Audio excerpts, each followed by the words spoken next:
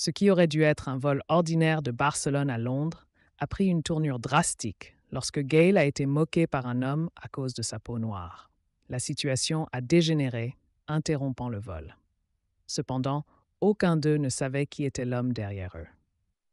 Ce jour-là, Gail et sa fille, Jasmine, se tenaient côte à côte lors du contrôle de sécurité. Elles avaient leurs billets en main pendant que leurs bagages passaient au scanner. Dès qu'elles ont été autorisées, elles ont continué avec les autres passagers vers l'avion qu'elles s'apprêtaient à embarquer. Elles étaient arrivées à Barcelone en provenance de Jamaïque et se préparaient maintenant à embarquer pour un vol de correspondance vers Londres. Gail était heureuse de cela, car cela signifiait que la première moitié de son voyage était terminée et qu'elle serait bientôt chez elle à Londres. Elle avait hâte de retrouver le confort de sa maison après tout le temps qu'elle avait passé en Jamaïque. Revenir à leurs racines avait été un voyage émotionnel pour la mère et la fille. Gail et Jasmine avaient reçu des sièges différents dans l'avion. Le siège de Gail était situé dans l'allée tandis que Jasmine était assise quelques sièges derrière sa mère et de l'autre côté de l'allée. Aucune d'elles ne s'est plainte de l'agencement des sièges, sachant que les compagnies aériennes assignent souvent les sièges différemment de ce qui avait été demandé lors du paiement. Depuis son siège, Jasmine pouvait facilement voir sa mère en tout temps et se sentait rassurée de pouvoir rapidement la rejoindre si nécessaire. Cela lui suffisait. Elles montèrent lentement les quelques marches menant à l'avion et se dirigèrent vers leurs sièges assignés. Tandis que Gail se installait dans son siège, elle n'avait que son téléphone dans son sac à main, ayant rangé tout le reste dans le compartiment supérieur. Juste au moment où elle s'apprêtait à boucler sa ceinture, une ombre tomba sur elle. Elle leva les yeux pour voir un homme debout à côté d'elle avec une grande moue sur le visage. Il se moqua d'elle et se présenta comme Eric, en lui disant que son siège était côté fenêtre et qu'elle devait se déplacer pour le laisser passer. Elle accepta immédiatement. Elle ne savait pas pourquoi il la regardait avec dégoût, mais elle choisit de ne pas s'en préoccuper. Elle essaya de se lever pour lui faire de la place, cependant, ce n'était pas si simple. Gail avait de l'arthrite, donc lorsqu'elle tenta de se lever pour lui faire de la place, ses articulations se rebellèrent, la faisant retomber sur le siège avec un petit cri. Le visage d'Eric se fronça encore plus alors qu'il la fixait et lui ordonnait de complètement se dégager. Il dit qu'il n'aimait pas le fait de se retrouver dans l'allée juste à cause d'une vieille femme noire. Embarrassée, Gail s'excusa puis essaya de se lever une fois de plus. Elle agrippa le siège devant elle d'une main et se saisit du accoudoir de son propre siège de l'autre main. Elle se tira vers le haut et lui fit de la place pour passer.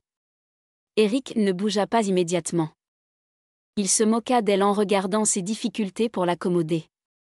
Après ce qui sembla une éternité pour Gail, Eric passa enfin et se jeta avec colère dans son siège.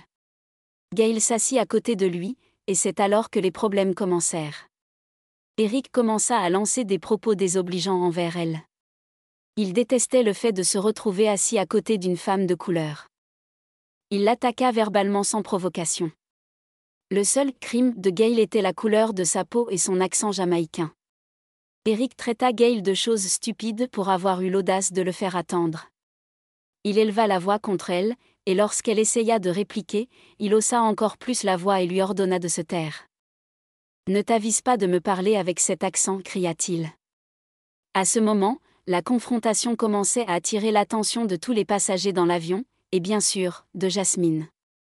Elle se leva immédiatement et se précipita aux côtés de sa mère. Eric continuait à parler avec beaucoup d'agressivité et de haine. Il voulait que Gail cesse de parler ou il s'assurerait qu'elle soit expulsée de l'avion. Jasmine lui demanda avec colère de se taire et de cesser de parler à sa mère de cette manière. Il n'avait aucun droit d'être aussi méchant envers des personnes qu'il connaissait à peine simplement parce qu'elles étaient noires. Cela sembla encore plus énerver Eric. Il voyait que Gail et sa fille s'étaient liguées contre lui et essayaient de l'intimider. Il se tourna vers elle et leur dit qu'elle faisait une erreur et qu'il s'assurerait qu'elle le regrette. Il ne pouvait pas supporter que deux femmes noires lui parlent de cette manière. Gail resta assise dans son siège tandis que Jasmine continuait à échanger des mots avec Eric. Gail ne pouvait pas croire qu'elle vivait quelque chose comme cela après tout ce qu'elle avait déjà traversé. C'était douloureux que de nos jours, des choses comme cela se produisent encore. Cela lui rappelait ses débuts à Londres quand elle était une jeune immigrée jamaïcaine. À l'époque, elle avait été la cible de tant de haine et d'agression. Elle avait perdu tant de ses amis à cause de policiers prompts à tirer et d'autres personnes qui aimaient intimider les personnes de couleur. C'était une période douloureuse pour elle, mais elle avait refusé de céder. Elle avait réussi à survivre et à persévérer malgré toute la négativité à laquelle elle devait faire affronter. Elle avait essayé de trouver un emploi, mais cela avait ses difficultés. Mais elle ne se laissa pas abattre. Elle continua de se battre et de pousser jusqu'à ce qu'elle obtienne un emploi qui suffisait à payer ses factures, et elle travailla dur pour s'assurer qu'avec les années, elle puisse gravir les échelons. Peu de temps après, Gail tomba amoureuse de Rich. Comme elle, il était aussi jamaïcain, et elle était ravie d'avoir quelqu'un avec qui partager les mêmes racines avec qui elle pourrait s'installer. Ils se marièrent peu de temps après, et leur mariage fut doux. Ils s'aimaient beaucoup et faisaient toujours de leur mieux pour s'assurer que l'autre soit aussi heureux et confortable que possible. À l'époque, lorsque les enfants sont arrivés, Gail et Rich furent contraints de cumuler plusieurs emplois pour joindre les deux bouts. Cependant, ce n'était toujours pas facile. C'était comme si, tant qu'ils essayaient d'offrir un meilleur niveau de vie à leurs enfants, la société était également déterminée à s'assurer que cela n'arrive pas. Heureusement, le couple n'était pas découragé. Ils firent tout ce qu'ils avaient à faire, et bientôt ils réussirent à faire passer tous leurs enfants à l'université. Finalement, les enfants étaient suffisamment autonomes pour se débrouiller seuls. Le fardeau financier était enfin levé pour Gail. Il était maintenant temps pour elle de prendre sa retraite et de se détendre après toutes ces années de travail acharné. Cette fois-ci, ce sont les enfants qui prenaient soin de leurs parents, et ils le faisaient avec joie. Ils s'assuraient que toutes les factures de la maison étaient payées à temps, que les courses étaient toujours bien approvisionnées et que leur assurance santé était toujours entièrement réglée. En raison de la nature chargée de leurs emplois, les autres enfants ne pouvaient pas rendre visite à Gail et Rich régulièrement. Seule Jasmine le pouvait, et elle le faisait aussi souvent que possible. Tous les quelques mois, les enfants offraient à leurs parents des billets d'avion pour partir en vacances et passer de bons moments. La vie souriait enfin à Gail et Rich. Ils récoltaient enfin les fruits de leur travail et ne faisaient rien d'autre que de profiter de leur vieillesse. Malheureusement, c'est alors que la tragédie frappa. Rich tomba malade. C'était tellement soudain que tout le monde avait été pris au dépourvu. Il n'avait aucune idée que la maladie s'incubait dans son système depuis des années.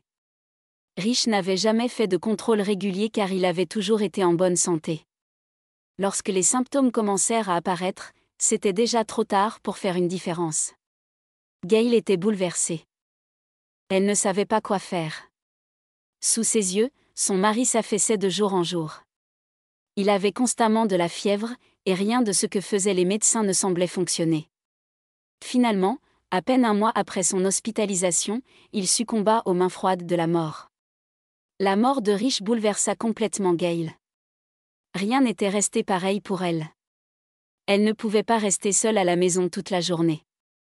Elle ne pouvait pas non plus sortir car ce sont des choses qu'elle avait faites avec Rich lorsqu'il était encore en vie. Tout était maintenant un rappel cruel qu'il était parti pour toujours. Pendant longtemps, elle eut du mal à se remettre en ordre. Elle restait dans un endroit de la maison, toujours à regarder par les fenêtres.